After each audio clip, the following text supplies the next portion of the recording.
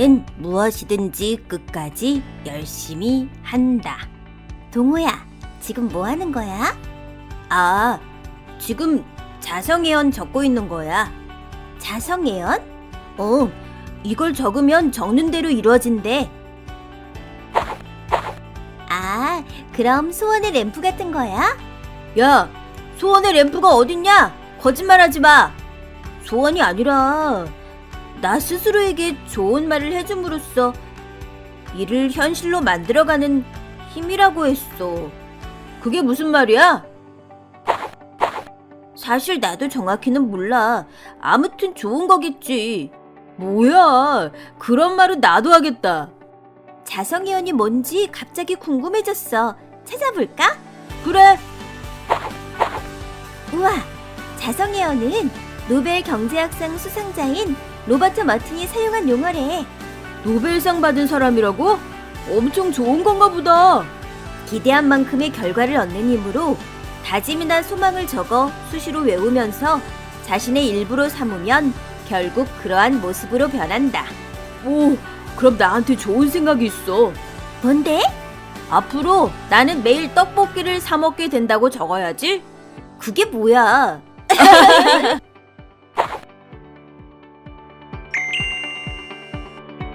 오늘 학습하게 될 주제와 그에 따른 목표를 살펴보겠습니다.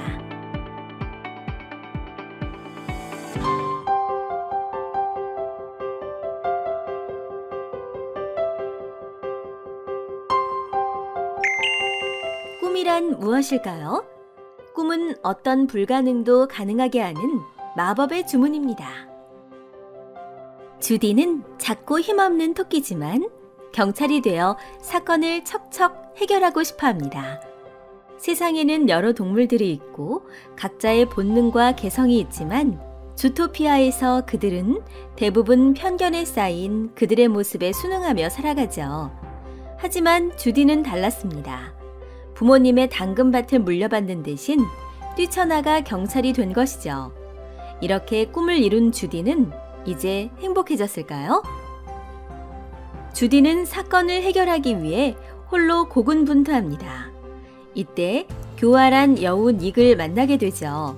주디는 닉을 믿지 않지만 닉이 사건과 관련한 뭔가를 알고 있다는 것을 알고 함께 사건을 해결하고자 합니다.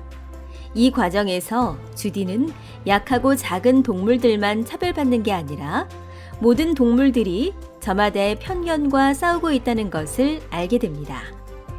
닉에게도 교활하다는 편견이 있었고 이는 주디가 가지고 있던 것이기도 했던 것이죠. 다양한 동물들을 종이 아니라 동물 자체로 보는 법을 배우며 한층 성장한 주디. 그런 깨달음을 통해 주디는 최초의 토끼 경찰로서 완벽한 꿈을 이뤄냈습니다. 과거에 비해 세상은 굉장히 빠른 속도로 변화하고 있습니다. 이렇게 기술과 지식, 정보의 발전이 빨라지게 된 것은 무엇 때문일까요? 컴퓨터와 인터넷의 발전으로 정보와 지식을 공유할 수 있었고, 이는 과학기술의 빠른 발전으로 이어져 사회의 급속한 변화를 이룰 수 있었습니다. 이처럼 세계가 점점 하나로 가까워지면서 기업은 이전과는 다른 환경에 놓이게 되었는데요. 네트워크가 발달되고 모든 것이 공개되는 환경에서 기업은 국민이나 소비자의 이해와 협조를 얻기 위해 사회적 책임을 고려해야 하죠. 기업 속의 사람들의 관계에도 많은 변화가 일어날 것입니다. 이러한 변화에 적응하기 위해서는 과연 어떤 기업가가 필요할까요? 사람에게 쓸모있는 것을 만들어내는 활동을 생산이라 합니다. 필요한 것을 스스로 만들어 사용했던 아주 먼 옛날과 달리 오늘날에는 기업들이 생산활동을 주로 담당하고 있습니다. 기업은 사람들에게 필요한 것을 생산하여 판매를 함으로써 이윤을 얻습니다. 기업에는 자동차, 선박, 컴퓨터, 반도체와 같은 상품을 만드는 곳이 있는가 하면 여행사나 외식업과 같이 눈으로 볼 수 없거나 손으로 만질 수 없지만 사람들에게 편안함과 만족을 주는 행동, 즉 서비스를 제공하는 것도 있습니다. 과연 기업은 한 나라의 경제에서 어떤 역할을 할까요?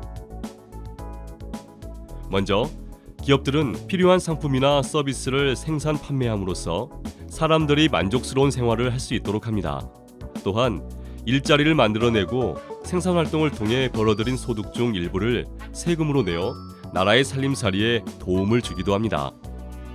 기업들은 새롭고 값싸고 질 좋은 상품을 더 많이 만들어내기 위해서 많은 돈을 들여 연구를 하고 새로운 시설을 마련하기도 하는데 이를 투자라고 합니다. 기업들은 이러한 투자를 통해 값싸고 질 좋은 상품을 만들어 다른 나라에서 판매함으로써 많은 외화를 벌어들여 나라 경제에 도움을 줍니다. 이처럼 기업을 이끌어가는 데 있어서 가장 중요한 것은 기업가 정신이라 할 수 있습니다. 기업가 정신이란 위험을 무릅쓰고 새롭고 값싸고 질 좋은 상품을 만들기 위해 끊임없이 노력하는 자세인데요. 만일 기업가 정신이 없다면 우리 기업들은 다른 나라의 기업과의 경쟁에 뒤처지게 될 것입니다. 모든 기업들이 기업가 정신을 가지고 노력할 때 과학과 기술이 발전될 뿐만 아니라 많은 일자리가 생겨나 더 잘 살 수 있게 될 것입니다. 세상이 변화하고 발전하는 데는 새로운 것을 생각해내고 많은 사람들을 더 행복하게 만들고 싶은 사람들의 노력이 있었습니다. 회사를 경영하는 기업가의 행동이나 생각은 많은 사람들에게 영향을 미치게 되죠. 올바른 기업가가 되기 위해 갖추어야 할 마음은 어떤 것이 있을지 생각해 보아야겠습니다.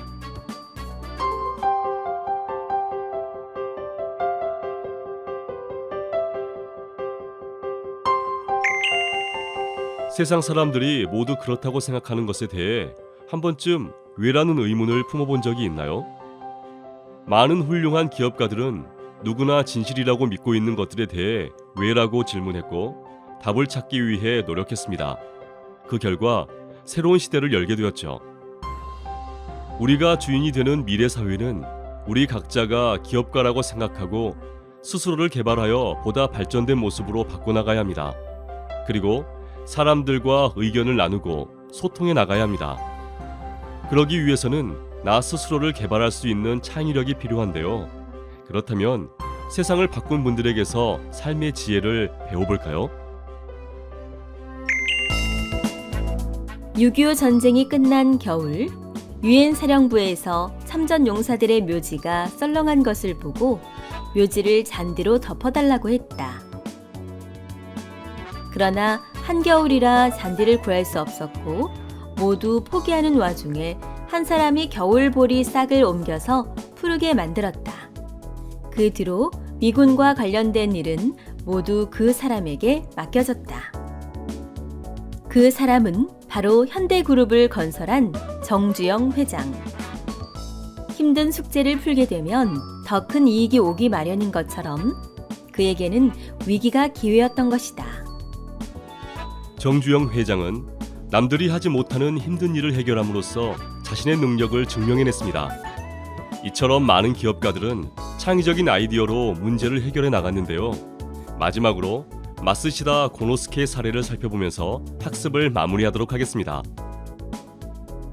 일본에서 경영의 신이라고 불리는 마쓰시다 고노스케는 마쓰시다 전자회사를 세계적인 기업으로 성장시켰습니다. 일본인뿐 아니라 세계적으로 존경받는 마쓰시다. 어느 날 한 직원이 그에게 성공의 비결을 물었습니다. 마쓰시다 고노스케는 이에 하늘로부터 받은 3가지 복 덕분이라고 대답하는데요. 첫째는 가난한 것이요, 둘째는 허약한 것, 셋째는 못 배운 것입니다.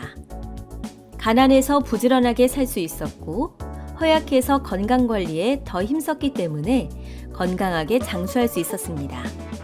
또한 초등학교 4학년까지밖에 못 배워 모든 사람을 스승으로 삼는 겸손을 배웠습니다.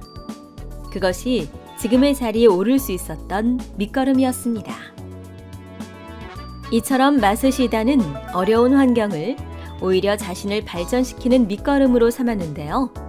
기업가가 되기 위해서는 끊임없이 자신을 개발하고 발전시키기 위한 노력이 필요하다는 것을 알 수 있는 예화입니다. 우리도 나 자신의 발전을 위해 진지한 자세로 나의 미래를 위해 노력해 봅시다.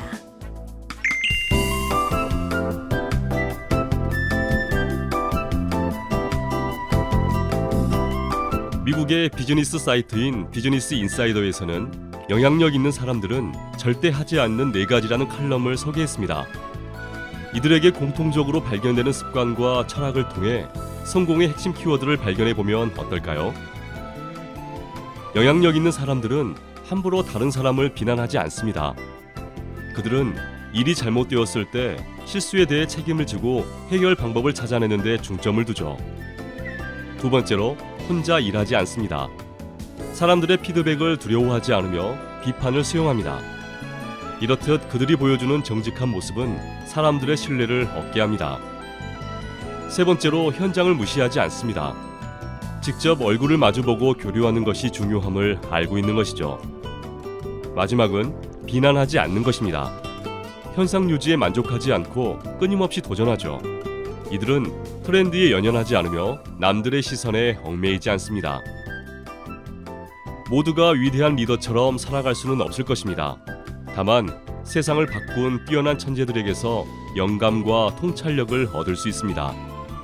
그들을 흉내내는 것만으로도 남들보다 앞선 뛰어난 인재는 될 수 있지 않을까요? 여러분도 오늘부터 하나씩 실천해 보시기 바랍니다.